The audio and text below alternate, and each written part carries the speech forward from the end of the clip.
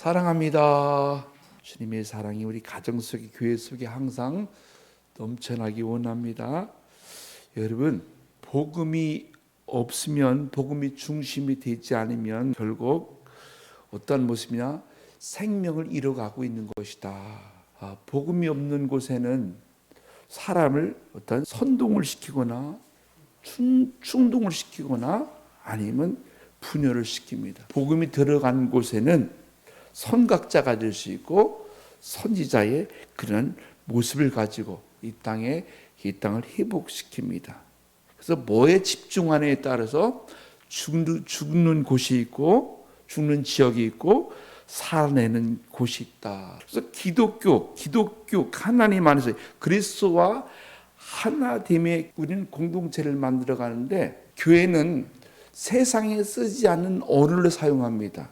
그것이 뭐냐면 하나님의 경륜이다. 하나님의 경륜이고 하나님의 비밀이고 하나님의 신비다. 여러분, 이거는 교회에서만이 사용할 수 있는 언어입니다. 교회의 존재가 얼마나 중요한지를 우리들에게 가르쳐 줍니다.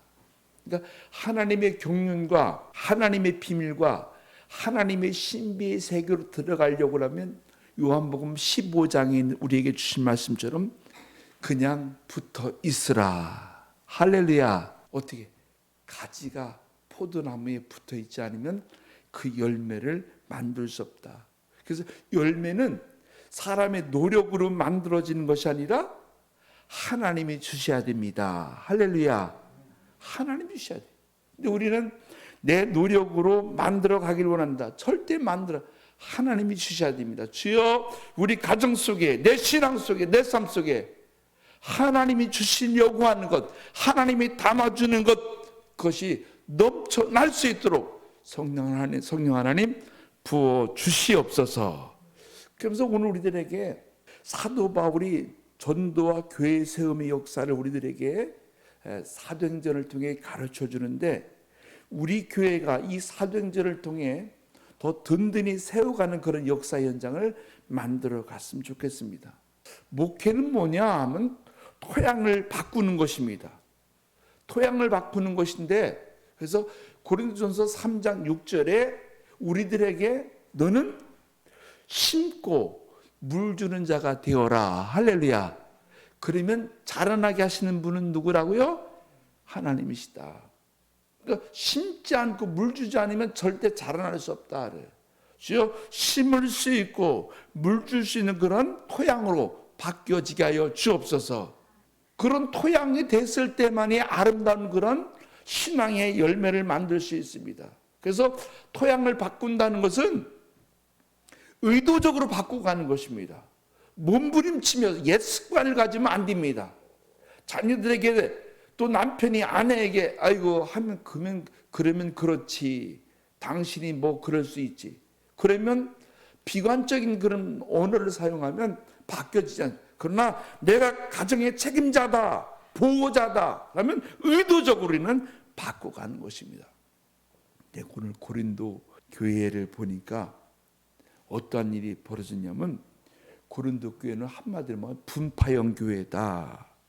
그래서 분파형은 뭐냐면 어떤 사람은 나를 바울파다, 어떠한 사람은 나는 아볼로파다라고 이렇게 서로가 어떻게 하면 나눠지는, 교회 되는데 나누려고 하는 그런 모습을 갖고 있다. 또 고린도 교회를 보니까 어떤 모습이냐, 그 안에 여러 가지 은사가 많이 나타난대. 여러 가지 은사가 나타나는데 그 가운데 하나님이 우리들에게 믿음과 소망과 사랑, 그 중에 제일은 사랑이라.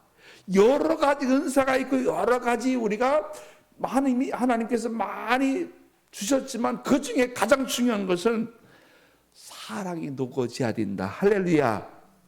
사랑이 녹아져야 된다는 것입니다. 그러면서 고린도 교인들에게 이렇게 분파형이고 혼합적인 그런 모습을 갖고 있는 이들에게 사도 바울이 고린도 교회에 들어가서 그들에게 꼭 부탁했는데, 고린도 교회에 딱 들어가서 이제 아덴이라는 그 지역에서 알지 못하는 신을 믿는 그들에게 들어가서 이제 고린도 교회에 왔는데 고린도 교회에 왔을 때 사도 바울의 심정이 어떤 심정이냐? 아주 정확하게 이야기합니다. 고린도전서 2장 3절에 뭐라고 말씀했냐면 내가 너희 가운데 거할 때에 약하고 두려워하고 심히 떨었노라. 내가 지금 뭐냐면 사도 바울이 그렇게 복음 성경에 보면 사도 바울이 뭐 어마어마한 그런 신앙의 사람이라고 하면서도 그 역시 아주 인간적인 모습을 우리에게 보여주는데 뭔가 대단한 것 같아도 사도 바울이 고린도 교회에 딱 들어갔는데 나는 너무너무 정말 두렵고 떨림이 있다는 것입니다. 나는 약하다. 왜 그렇게 판단을 하느냐? 고린도에는 그야말로 항구이기 때문에 여러 가지 복잡한 그런 모습을 가지고 살아가는 사람들이 너무 많이 있다는 거죠. 세상에 잡혀있는 사람, 세상 신을 섬기는 사람, 우상을 많이 섬기는 그런 항구 도시였다는 것입니다. 그래서 이런 항구 도시 속에서 하나님이 또 어떻게 바울에게 복음을 전파하라. 복음을 전파하는데 내가 두렵고 떨림이 있다. 그러나 하나님의 뜻대로 내가 하나님의 인도를 받으며 나는 복음을 전파하기를 원한다.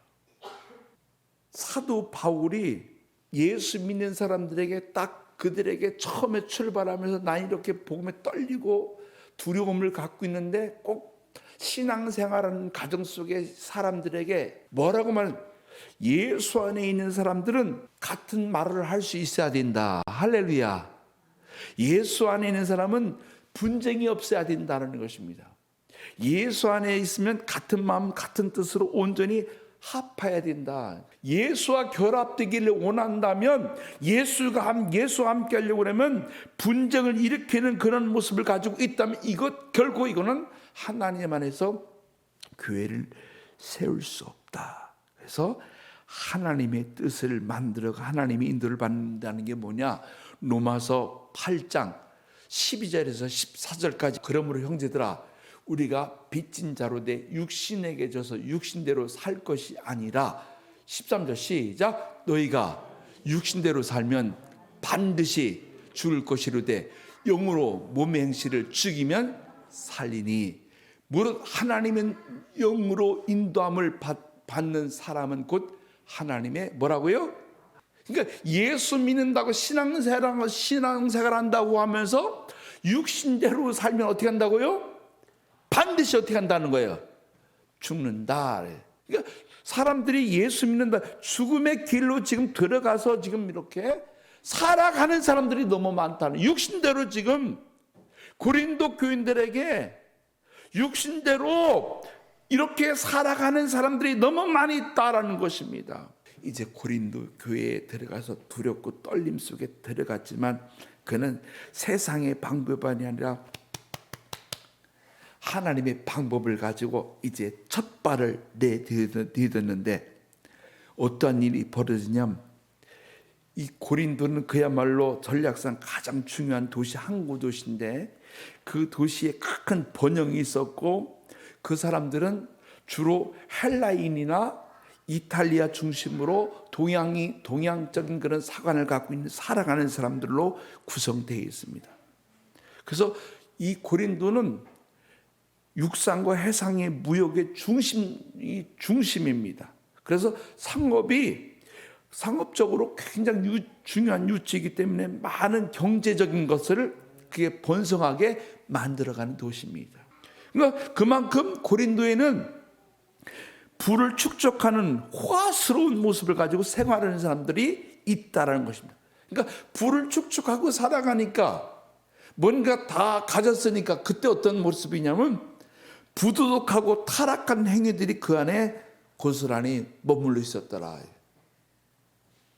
고린도 그래서 뭐라고 말하냐면 고린도 사람이 됐다라는 말은 한마디로 말하면 성적으로 부도덕한 사람이다. 그 사람들이 이렇게 판단. 저 사람들은 믿지 못할 사람이다. 저 사람들은 뭐냐 속한 돈밖에 모르는 사람이다. 저 사람들은 어떤 사람 속한 저 사람들은 순 사기꾼이다라고 그렇게 할 정도로 고린도에 그런 모습을 갖고 있다. 그리고 각가지의 고린도에도 똑같이 항구 도시기에 여러 가지 신들이 그 안에 이렇게 많은 우상을 섬기는 그런 항구 도시였다. 그래서 고린도에 바울이 들어갔는데 막막할 때 같이 거기 이주에 온 사람이 있는데 그 사람이 어떤 사람이냐? 브리스길라와 아굴라였더라. 브리스길라와 아굴라가 그 현장에 있는데 그들은 뭐냐면 바울의 진실한 친구가 되어서 그리스도의 동역자의 그런 삶의 모습들을 만들어 갔다. 여러분, 뭔가 나 혼자 만들어가는 세상이 아니라 성경 우리들에게 반드시 하나님의 은혜 가운데 은혜를 경험하게 만들어가는 것들이 참 많이 있습니다. 꼭 기억하면서 만들어가는데 사도 바울도 고린도에 들어가서 그 은혜를 지금 자기가 어떻게 표현을 하냐면 여기에 보면 로마서 16장 3절에서 4절 말씀 봅시다. 너희는 그래서 예수 안에서 나의 동역자인 브리스길라와 아굴라에게 문안하라. 그 사람들이 왜 문안하라? 4절 말씀 시작.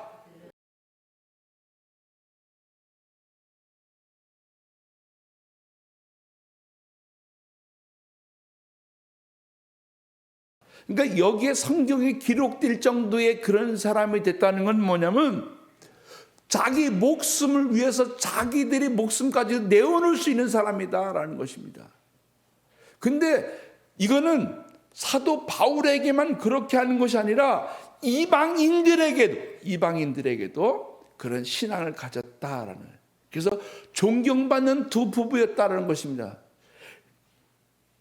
고린도에 들어가서 사도 바울이 자기는 뭐냐면 이제는 그 안에 뭔가 정착해서 그들의 복음을 전파할 때 자기가 갖고 있는 기술이 뭐냐면 장막을 제조하는 그런 기술을 갖고 있다. 근데 같은 업을 갖고 있는 브리스길라와 아굴라가 어떠냐면 함께 그것을 경제적인 것을 함께 만들어가는 그런 토대를 세웠는데, 근데 그 토대 속에서 브리스길라와 아굴라가 너무너무 귀한 그런 신앙의 모습을 갖고 있다는 것입니다.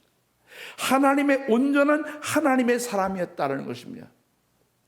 하나님의 사람으로 지금 어떻게 고린도 교회 속에 신앙인들에게 유익을 주는 그런 사람의 모습을 갖고 있다라고 사도 바울이 이야기합니다. 여러분, 성도는 자신의 유익을 구하는 데 둔감해야 됩니다.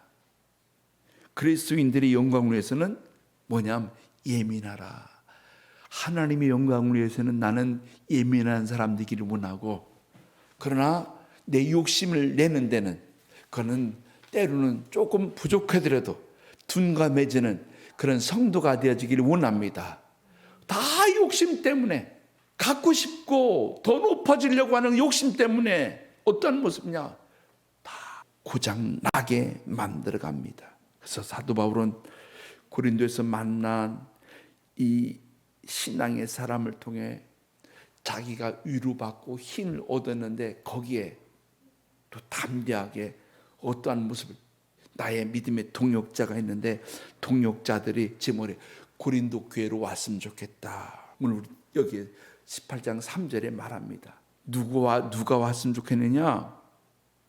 디모데와 실라가 왔으면 좋겠다. 야, 네가 오는데 디모데야, 네가 이렇게 고린도 교회에 와서 함께 복음을 전파했으면 좋겠다. 근데 네가 있는 그 현장에 그 보고도 함께 했으면 좋겠다. 그래서 데살로니가전서 3장 2절에 보면 데살로니가 교인들의 신앙 상태를 누가? 디모데가 지금 설명을 하고 있습니다. 우리 형제 곧 그리스도의 복음을 전하는 하나님의 일꾼인 디모데를 보내노니 이는 너희를 굳건하게 하고 너의 믿음에 대하여 위로함이라. 그러니까 데살로니가 교회의 신앙의 그 모습은 뭐냐면 정말 하나님의 말씀 속에서 더 굳건하게 아름다운 신앙을 갖고 지금 어떻게 만들어 가고 있다라는 것을 누가? 사도 바울에게 지금 보고를 하는 것입니다.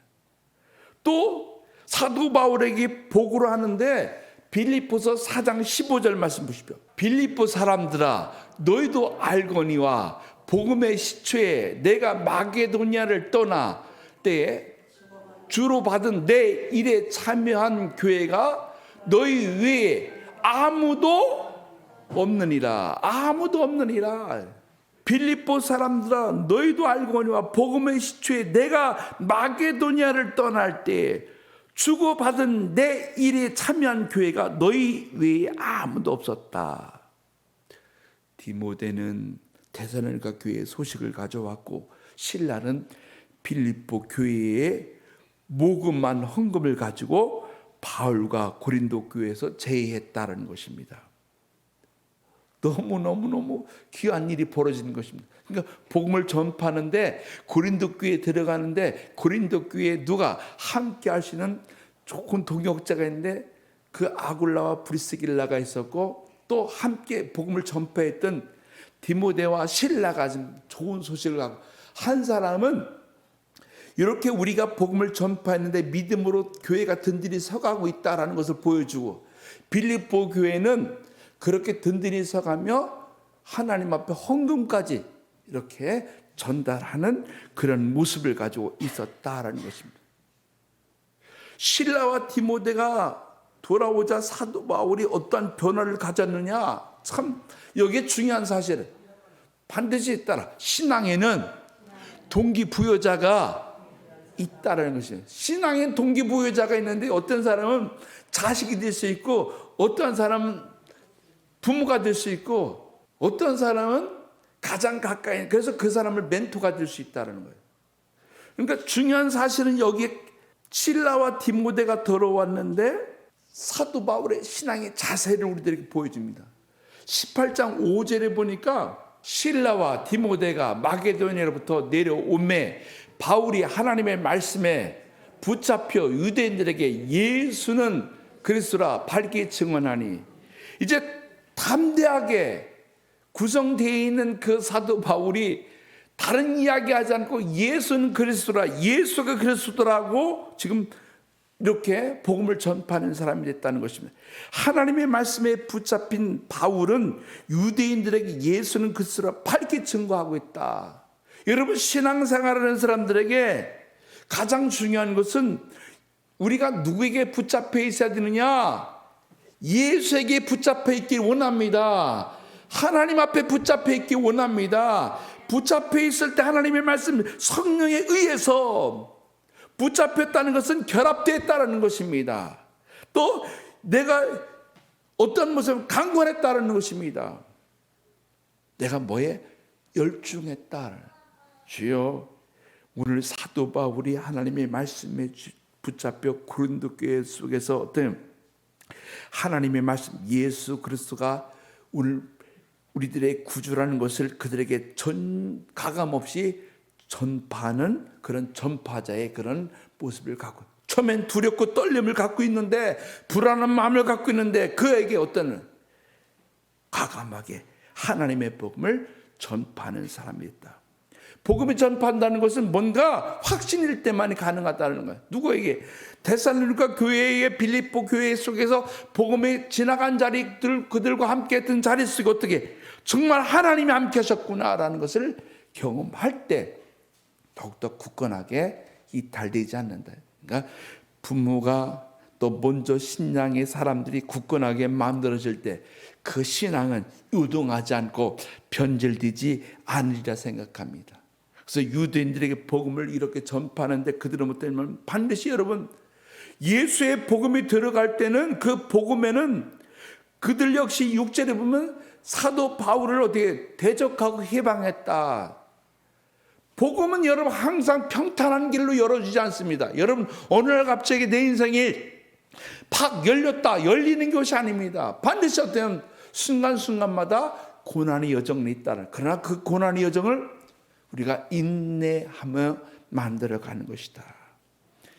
사도 바울이 대적하고 회방하고 중상모략하고 지금 이렇게 갖가지의 그 우겨싸움을 당했지만 그런 가운데에 사도 바울에게 희망이 있었습니다. 희당에 가서 하나님의 복음을 전파했지만 그들이 들리지 않을 때 희당 옆에 누구의 집이 있었느냐? 여러분 7절에 한번 보십시오. 거기서 옮겨 하나님을 경외하는 디도 유스라 하는 사람의 집에 들어가니 그 집은 희당 옆이더라. 할렐루야. 그러니까 바울은 하나님의 공경하는 디도 유스라 하는 사람의 집으로 들어가서 그 집에 고린도 교회 최초로 집회 장소가 됐다는 것입니다. 여러분, 철저하게 하나님의 백성들은 사람의 방법, 사람의 의도대로 만들어가는 것이 아니라 하나님이 세우기를 원하는 방법대로 만들어가는 것이다. 그런데 여기 한 가지 키가 있는데 그게 뭐냐? 9절 말씀 봅시다. 밤에 주께서 환상 가운데 바울에게 말씀하실 때 두려워하지 말며 침묵하지 말고 말해라. 할렐루야. 하나님의 말씀 속에 사도 바울에게 강력하게 들려져야 됩니다. 두려워하지 말며 침묵하지 말라고 말합니다. 야, 두려워하지 말라라는 것입니다. 지금까지 인도하신 그 사도 바울, 하나님께서 사도 바울에게 야, 어떤 일을 할 때 네가 하나님아, 네가 불안에 떨고 있는 거 다 알고 있다. 왜? 하나님은 머리부터 발까지 다 머리 숫자까지 세시는 분이기 때문에 다 알고 있다. 그래서 우리들에게 너 두려워하지 말라. 너 두려워하지 말라. 너 침묵하지 말라. 침묵하지 말고 네 자랑하지 말고 예수가 그리스도시다. 할렐루야. 예수가 그리스도. 그렇게 할 때 10절 말씀 한번 10절 말씀. 내가 너와 함께 있음에 어떤 사람도 너를 대적하여 해롭게 할 자가 없으리니 이는 그 성중에 내 백성이 많음이라. 할렐루야 하시더라. 할렐루야. 여러분, 너 함께 했다. 참 우리 인생 속에 오늘 여러분들에게 다 문자를, 너 하나님의 사람아.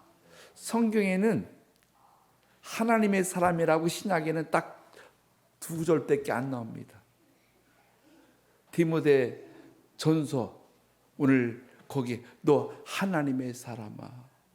디모데후서 3장 6절 17절의 말씀, 그 말씀하고 여러분에게 준 말씀입니다. 너 하나님의 사람들아.